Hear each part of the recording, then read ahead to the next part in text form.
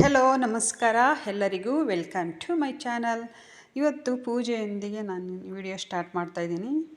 ನಾನು ಚಿಕ್ಕದಾಗಿ ರಂಗೋಲಿ ಟೆನ್ಸಿಲ್ಸಿಂದ ಹಾಕಿದ್ದೀನಿ, ನನ್ನ ಕೈಯಲ್ಲಿ ಹಾಕಿರೋದಲ್ಲ. ಹೇಗಿದೆ ಪೂಜೆ ಕಮೆಂಟಲ್ಲಿ ತಿಳಿಸಿ. ಬನ್ನಿ, ಇವತ್ತು ನಾವು ಫ್ರೀ ಟೈಮಲ್ಲಿ ಹೆಣ್ಮಕ್ಳು ಏನೇನು ಮಾಡ್ಕೋಬೋದು ನಾವು ಅಂತ ನಾನಿಲ್ಲಿ ತೋರಿಸ್ತಾ ಇದ್ದೀನಿ. ಗುರಾಳ್ ಪುಡಿ ಅಥವಾ ಕುರ್ಷಾಣಿ ಪುಡಿ. ನಮ್ಮ ಉತ್ತರ ಕರ್ನಾಟಕ ನಮ್ಮ ಸೈಡೆಲ್ಲ ಜಾಸ್ತಿ ನಾವು ರೊಟ್ಟಿ ಮಾಡೋದ್ರಿಂದ ನಮಗೆ ಎಲ್ಲ ಪಲ್ಯಗಳಿಗೂ ಸಹ ಇದು ಬೇಕೇ ಬೇಕಾಗುತ್ತೆ. ಇದು ಮಸ್ಟ್, ಇದು ನಮಗೆ ಬೇಕೇ ಬೇಕು. ಹಾಗಾಗಿ ನಾವಿದು ಮಾಡ್ಕೊಳ್ತಾ ಇದ್ದೀನಿ. ಜಾಸ್ತಿ ಕ್ವಾಂಟಿಟಿಯಲ್ಲಿ ನಾನು ಮಾಡ್ತಾಯಿದ್ದೀನಿ, ಹಾಗಾಗಿ ನಿಮ್ಮ ಜೊತೆ ಶೇರ್ ಮಾಡ್ಕೊಳ್ಳೋಣ ಅಂತ ಮಾಡ್ತಾಯಿದ್ದೀನಿ. ನಾನಿಲ್ಲಿ ಗುರಾಳ್ ಪುಡಿಯನ್ನು ಚಟಪಟ ಸಿಡಿದ ನಂತರ ಇಲ್ಲಿ ಪೌಡರ್ ಮಾಡ್ಕೊಳ್ತೀನಿ. ನಾನು ಜಾಸ್ತಿನೇ ಮಾಡ್ತಾಯಿದ್ದೀನಿ. ಒಂದು 2 ಬಾಟಲ್ಲು 8 ಕಂಟೈನರ್ ಗ್ಲಾಸ್ ಜಾರಲ್ಲಿ ಹಾಕಿಟ್ಕೊಳ್ತಾ ಇದ್ದೀನಿ. ಇನ್ನೇನು ನಾಗರ ಪಂಚಮಿ ಹಬ್ಬ ಬರುತ್ತಲ್ಲ, ನಮ್ಮದು ವಿಶೇಷವಾಗಿ ರೊಟ್ಟಿ ಹಬ್ಬ ಮಾಡ್ತೀವಿ. ಆವಾಗ ಒಂದು 3-4 ವೆರೈಟಿ ಪಲ್ಯಗಳನ್ನು ಮಾಡ್ತೀವಲ್ವ, ಬೇಕೇ ಬೇಕಾಗುತ್ತೆ ಅಂಥೇಳಿ ಜಾಸ್ತಿ ಮಾಡ್ತಾಯಿದ್ದೀನಿ. ನೋಡ್ತಾ ಇದ್ದೀರಲ್ವ, ಅದಕ್ಕೆ ನಾನು ಪೌಡರ್ ಮಾಡ್ಕೊಂಡಿದ್ದೀನಿ. ಇದನ್ನು ನಾನು ಗ್ಲಾಸ್ ಜಾರ್ಗಾಗಿ ಇಟ್ಕೊಳ್ತಾ ಇದ್ದೀನಿ. ಜಾಸ್ತಿ ಏನು ಸೀಸಕ್ಕೆ ಹೋಗಬಾರ್ದು. ಚಟಪಟ ಸಿಡಿಯುತ್ತಲ್ಲ, ಆವಾಗಲೇ ಆಗಿದೆ, ಅವು ಫ್ರೈ ಆಗಿದೆ ಅಂತ ಅರ್ಥ.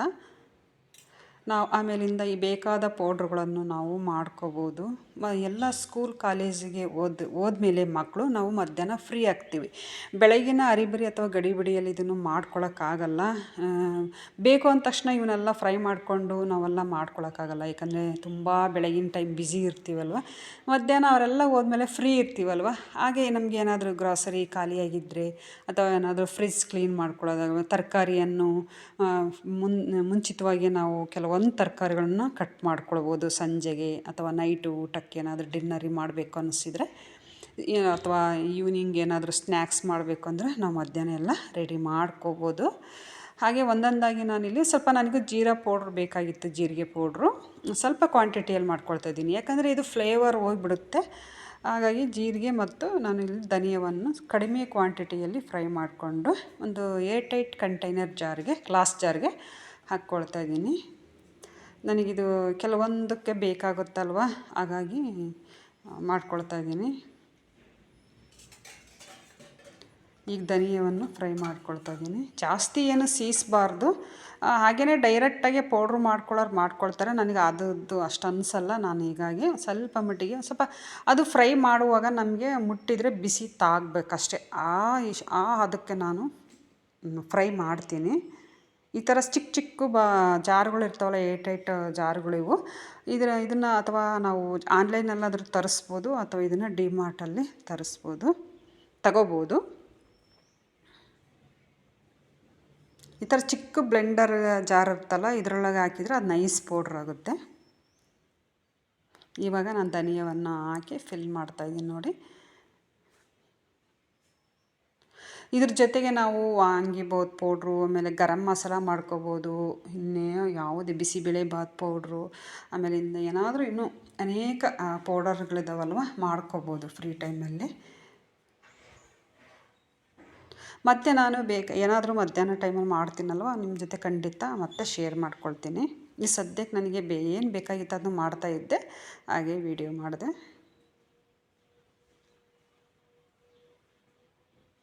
ಇದ್ರ ಜೊತೆಗೆ ಏನಾದರೂ ಸಂಜೆ ಮಕ್ಕಳು ಈವ್ನಿಂಗು ಬಂದಾಗ ಸ್ನ್ಯಾಕ್ಸ್ ಅಂತ ಕೇಳ್ತಾರೆ. ಒಂದೇ ರೀತಿ ಸ್ನ್ಯಾಕ್ಸ್ ಮಾಡಿದರೂ ಅವರಿಗೂ ತುಂಬ ಬೇಜಾರು. ಏನಾದರೂ ಸ್ವೀಟ್ ಮಾಡ್ಕೋಬೋದು ಮಧ್ಯಾಹ್ನ ಟೈಮಲ್ಲಿ. ಏನಾದರೂ ಈ ಥರ ನಾನು ಡ್ರೈ ಫ್ರೂಟ್ಸ್ ಹಾಕಿ ಇವತ್ತು ಉಂಡೆ ಮಾಡ್ತಾಯಿದ್ದೀನಿ. ವಾಲ್ನಟ್ಟು, ಇದು ಸೂರ್ಯಕಾಂತಿ ಬೀಜ, ಸೌತೆಕಾಯಿ ಬೀಜ, ಆಮೇಲಿಂದ ದ್ರಾಕ್ಷಿ, ಗೋಡಂಬಿ, ಬಾದಾಮಿ, ಮತ್ತು ಪರಂಗಿ ಬೀಜ, ಪಿಸ್ತಾ, ಇದು ಕಲ್ಲಂಗಡಿ ಬೀಜ, ಒಂದು ಏಲಕ್ಕಿ ತೊಗೊಂಡಿದ್ದೀನಿ. ಒಂದು ಸರಿ ನಾವು ತಂದಿಟ್ಕೊಂಡ್ರೆ ಒಂದು 3-4 ಸತಿ ನಾವು ಮಕ್ಕಳಿಗೆ ಮಾಡಿಕೊಡ್ಬೋದು. ಅಥವಾ ಪೌಡ್ರ್ ಮಾಡಿ ಈ ಮಿಲೆಟ್ ಮಿಕ್ಸ್ ಇರ್ತದಲ್ಲ, ಅದ್ರ ಜೊತೆಗೆ ಇದನ್ನು ಸಹ ಮಿಕ್ಸ್ ಮಾಡಿ, ಸಿರಿಧಾನ್ಯಗಳ ಜೊತೆಗೆ ಈ ಪೌಡರನ್ನು ಮಿಕ್ಸ್ ಮಾಡಿ ಮಾಲ್ಟ್ ಮಾಡಿ ಕೊಡ್ಬೋದು. ನಿಮಗೆ ಬೇಕಾದ ಡ್ರೈ ಫ್ರೂಟ್ಸ್ಗಳನ್ನು ನೀವು ಫ್ರೈ ಮಾಡ್ಕೋಬೋದು. ಇದನ್ನು ಸಹ ಅಷ್ಟೇ ಕೈಗೆ ಬಿಸಿ ತಾಗಬೇಕಷ್ಟೇ, ಆ ಥರ ಅಷ್ಟೇ ನೀವು ಫ್ರೈ ಮಾಡ್ಕೋಬೇಕು. ಜಾಸ್ತಿ ಏನು ಸಿಹಿವರೆಗೂ ಮಾಡ್ಕೋಬಾರ್ದು. ಖರ್ಜೂರ ನೋಡಿ ಇಲ್ಲಿ ಮೆತ್ತಗಿದೆ, ತುಂಬ ಸಾಫ್ಟ್ ಇದೆ. ನಾನು ಒಂದು 1/4 kg ನಾನು ತೊಗೊಂಡಿದ್ದೀನಿ ಇಲ್ಲಿ. ಅವೆಲ್ಲ ಸ್ವಲ್ಪ ಹಾಗೇ ನಾನು ಅಂದಾಜಿನ ಮೇಲೆ ಕಣ್ಣಳತೆಯಲ್ಲಿ ತೊಗೊಂಡಿದ್ದೀನಿ. ನಡೆಯುತ್ತೆ, ಒಂದು ಹೆಚ್ಚು ಕಡಿಮೆ ಆದ್ರೂ ನಡೆಯುತ್ತೆ, ಏನು ಅದರಲ್ಲೇನು ಸೈಡ್ ಎಫೆಕ್ಟ್ ಏನಾಗೋಂಥದ್ದಲ್ಲ ಡ್ರೈ ಫ್ರೂಟ್ಸ್. ನಾನು ಇನ್ನೊಂದು ಸಲ ಮಾಡ್ಲಿಕ್ಕೆ ಬೇಕಾಗುತ್ತೆ ಅಂತ ಸ್ವಲ್ಪ ಉಳಿಸ್ಕೊಂಡಿದ್ದೀನಿ. ಇವನ್ನ ನಾನು ಒಂದೊಂದಾಗಿ ಫ್ರೈ ಮಾಡ್ತಾಯಿದ್ದೀನಿ, ಮುಂದೆ ನೋಡ್ತಾ ಹೋಗ್ತೀರಾ. ಇದು ನಾನು ಸೀಡ್ ಇದೆ, ಒಳಗೆ ಬೀಜ ಇದೆ, ಇದನ್ನು ತೆಗಿಬೇಕು. ತೆಗೆದು ಇದು ತುಂಬ ಸಾಫ್ಟ್ ತುಪ್ಪದಲ್ಲಿ ನಾನು ಫ್ರೈ ಮಾಡ್ಕೊಳ್ತೀನಿ. ಲಾಸ್ಟಲ್ಲಿ ನೋಡ್ತೀರಾ ನೀವು. ಇಷ್ಟಕ್ಕೆ ನಾವು ಒಂದು 25 ಉಂಡೆ ಆಗಿದ್ವು. ಇನ್ನು ಉಳಿಸಿದ್ದೀನಿ, ನೋಡ್ತಾ ಇದ್ದೀರಲ್ವ. ನೆಕ್ಸ್ಟ್ ಟೈಮು ಏನಾದರೂ ಮಾಡ್ತೀನಲ್ವ, ಖಂಡಿತ ನಿಮ್ಮ ಜೊತೆ ಶೇರ್ ಮಾಡ್ಕೊಳ್ತೀನಿ. ಒಂದೊಂದಾಗಿ ಫ್ರೈ ಮಾಡ್ತಾ ಹೋಗ್ತೀನಿ. ಇದು ಫಸ್ಟ್ ಸೂರ್ಯಕಾಂತಿ ಸೀಡನ್ನು ನಾನು ಹಾಕಿ ಫ್ರೈ ಮಾಡ್ತಾಯಿದ್ದೀನಿ. ಇದು ಮಾತ್ರ ಸ್ವಲ್ಪ ಜಾಸ್ತಿನೇ ಹಾಕಿದ್ದೀನಿ, ಸ್ವಲ್ಪ ಜಾಸ್ತಿ ಇತ್ತು. ಇದು ತರುವಾಗ ಜಾಸ್ತಿನೇ ತಂದಿದ್ದೆ. ಇದೊಂದು ಸೀಡ್ ಮಾತ್ರ ಸ್ವಲ್ಪ ಜಾಸ್ತಿ ಇದೆ. ಇನ್ನುಳಿದ ಸೀಡೆಲ್ಲ ಒಂದು ಲೆಕ್ಕಕ್ಕಿದ್ದಾವೆ ನೋಡಿ. ಈ ಥರ ಕೈಗೆ ಬಿಸಿ ಆಗಬೇಕು ಅಷ್ಟೇ.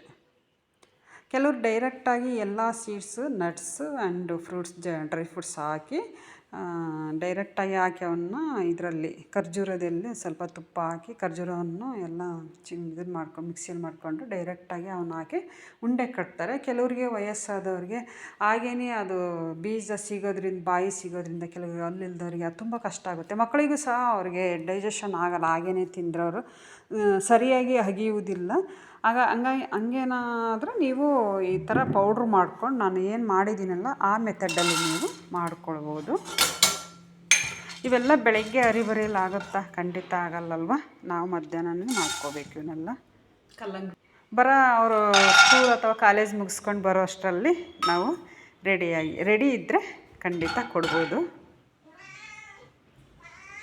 ಏನಾದರೂ ಚಕ್ಲಿ, ನಿಪ್ಪಟ್ಟು, ಏನಾದರೂ ಮಕ್ಕಳು ಕೇಳ್ತಾನೆ. ಅದರಲ್ಲಿ ಚಳಿಗಾಲದಲ್ಲಿ ಏನಾದರೂ ಅವ್ರಿಗೆ ತಿನ್ನಬೇಕು. ಗಾಳಿಯಲ್ಲಿ ಹೋಗಿರ್ತಾರಲ್ವ, ಅವರಿಗೆ ತುಂಬ ಹೊಟ್ಟೆ ಹಸಿವಾಗಿಬಿಡುತ್ತೆ.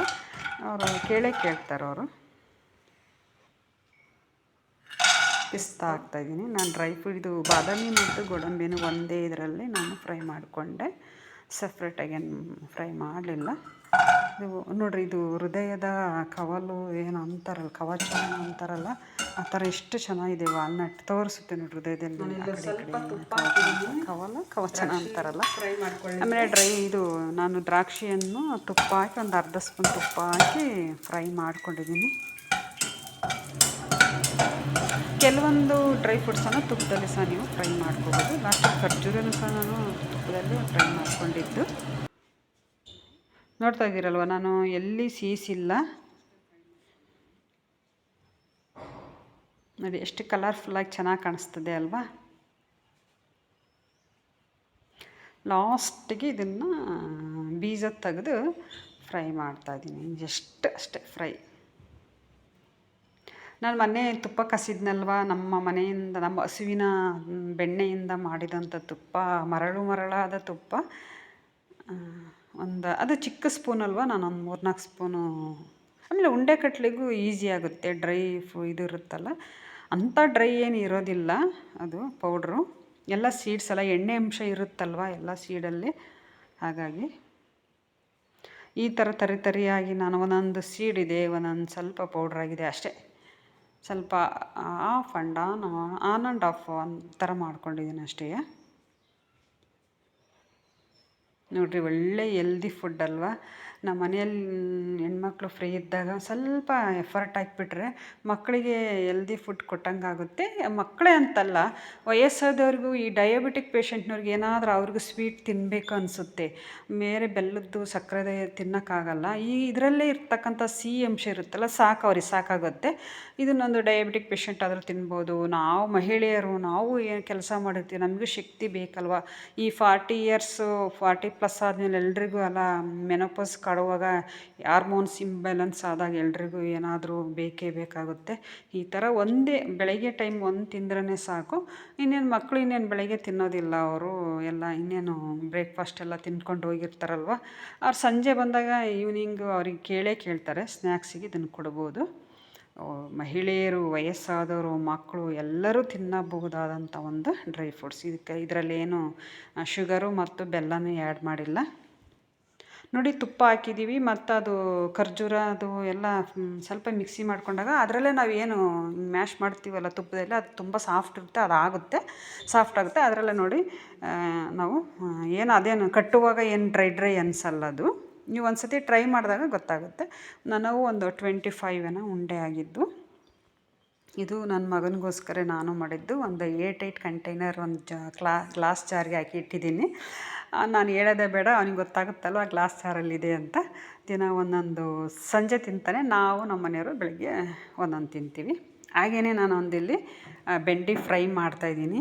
ಅರ್ಜೆಂಟಾಗಿ ಬೆಂಡೆಕಾಯಿ ತೊಳೆದು ಕ್ಲೀನ್ ಮಾಡಿ ಬಟ್ಟೆಲಿ ಒರೆಸಿಟ್ಕೊಂಡಾಗ ಜಸ್ಟ್ ಹೀಗೆ ಫ್ರೈ ಮಾಡಿ ಇದಕ್ಕೆ ಉಪ್ಪು ಖಾರ ಸ್ವಲ್ಪ ಎಣ್ಣೆ ಹಾಕಿ ಫ್ರೈ ಮಾಡಿ ಉಪ್ಪು ಖಾರ ಹಾಕಿ ಖಾರದ ಪುಡಿ ಅಂದರೆ ಬ್ಯಾಡಗಿ ಮೆಣಸಿನ್ಕಾಯಿ ಪುಡಿ ಹಾಕಿ ಫ್ರೈ ಮಾಡಿ ಲಾಸ್ಟಲ್ಲಿ ಕರಿಬೇವಲ್ಲ ಕೊತ್ತಂಬರಿ ಸೊಪ್ಪು ಮತ್ತು ನಾವು ಹಸಿ ಕೊಬ್ಬರಿನ ಹಾಕಿದರೆ ಸೈಡ್ ಡಿಶ್ ಆಗಿರುತ್ತೆ. ರೊಟ್ಟಿ, ಚಪಾತಿ ಅಥವಾ ರೊಟ್ಟಿ ಏನಾದರೂ ಉಳಿದಿರೋ ರೊಟ್ಟಿ, ಚಪಾತಿ ಇದ್ದರೆ, ಏನಾದರೂ ದೋಸೆ ಇದ್ದರೆ ಅಥವಾ ಏನಕ್ಕಾದ್ರೂ ಹಾಗೇ ತಿನ್ನಲಿಕ್ಕೂ ಸಹ ಒಳ್ಳೆ ಎಲ್ದಿ ಡಿಶ್ ಅಂತ ಹೇಳ್ಬೋದು. ಇದು ಖಾರ ಉಪ್ಪನ್ನು ನಮ್ಮ ರುಚಿಗೆ ಎಷ್ಟು ಬೇಕಾಗುತ್ತೋ ಹಾಕ್ಕೋಬೋದು. ಬ್ಯಾಡಗಿ ಮೆಣಸಿನ್ಕಾಯಿ ಪುಡಿ ಅಷ್ಟು ಖಾರ ಆಗೋಲ್ಲ, ಮಕ್ಕಳು ಸಹ ತಿನ್ಬೋದು. ನಾನಿಲ್ಲಿ ಒಂದು ದೋಸೆ ಮಾಡಿದ್ದೆ. ನಾನು ದೋಸೆ ಇದನ್ನು ಟ್ರೈ ಮಾಡಿರಲಿಲ್ಲ ಎಂದೂ. ಹಲಸಿನ ದೋಸೆನ ಹಲಸಿನ ಹಣ್ಣಿತ್ತು, ಮಿಕ್ಕಿದ್ದಿತ್ತು. ಹಾಗಾಗಿ ನಾನು ದೋಸೆ ಮಾಡಿದ್ನಲ್ಲ ಅದಕ್ಕಾಗುತ್ತೆ ಅಂಥೇಳಿ, ಆಮೇಲೆ ನಂದು ಸ್ವಲ್ಪ ಚಪಾತಿನೂ ಇದ್ವು ಅದ್ರ ಜೊತೆಗೆ ಆಗುತ್ತೇಳಿ ಅಂತ ಇದನ್ನು ಮಾಡಿದ್ದೆ. ಜೊತೆಗೆ ಒಂದು ಸ್ವಲ್ಪ ನಾನು ಕೊಬ್ಬರಿ ಚಟ್ನಿನೂ ಮಾಡಿದ್ದೆ. ನಾನು ಕೊಬ್ಬರಿ ಎಣ್ಣೆಯಲ್ಲಿ ಜಾಸ್ತಿ ಹಾಕಿದ್ದೀನಿ. ಮುಂಚೆ ನನ್ನ ಮಗ ಇಷ್ಟಪಡ್ತಾ ಇರಲಿಲ್ಲ ಬೆಂಡೆಕಾಯಿದ್ದು. ಅವನಿಗೊಂದು ಸ್ವಲ್ಪ ಕೊಬ್ಬರಿ ಜಾಸ್ತಿ ಹಾಕಿ ಸ್ವಲ್ಪ ಲಾಸ್ಟಲ್ಲಿ ಲೆಮನ್ ಜ್ಯೂಸ್ ಹಾಕಿದ್ದೆ. ಹಾಗಾಗಿ ಆವತ್ತಿನಿಂದ ತುಂಬ ಇಷ್ಟಪಡ್ತಾನೆ. ಸ್ವಲ್ಪ ಜಾಸ್ತಿನೇ ಹಾಕಿಬಿಡ್ತೀನಿ ಕೊಬ್ಬರಿದು.